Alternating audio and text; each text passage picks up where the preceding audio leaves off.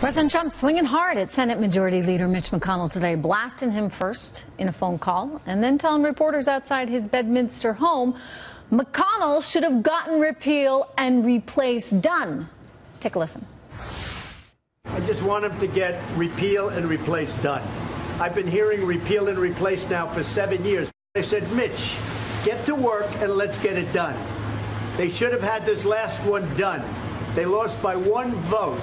For a thing like that to happen is a disgrace. And frankly, it shouldn't have happened. That I can tell you.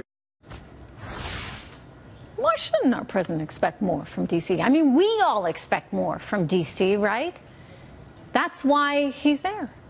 Americans wanted a disruptor in chief. They want someone there to shake things up, and they expect results. He expects results. We expect results. I guess just, lawmakers don't expect results. Joining me right now, former Obama campaign regional field director and Democratic strategist Robin Biro, and former George W. Bush policy advisor Michael Barnes. Good to see you both. Michael, is it right for him to feel this frustration right now, given that you think about how the Republicans have basically been handed the keys to the kingdom and they can't get this president's policy through?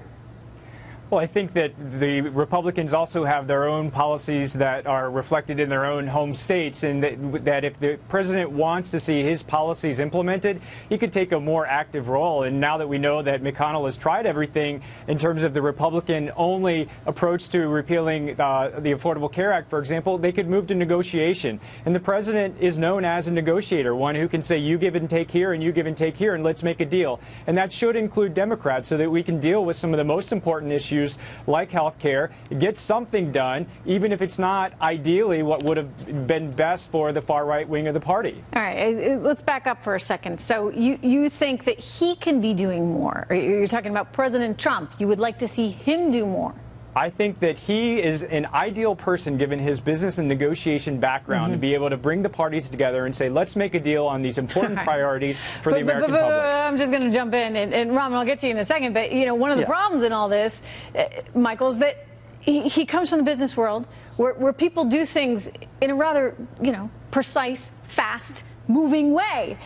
Now, all of a sudden, you're in Washington, D.C., where everybody's got their own agenda and everybody's working on their own time schedule. And despite the fact that they promised and promised and promised that they were going to repeal and replace Obamacare, they were unwilling to do it, and nobody thought through the actual replacement of it. I mean, he's dealing with a whole different sort of time zone, if you would, when it comes to D.C.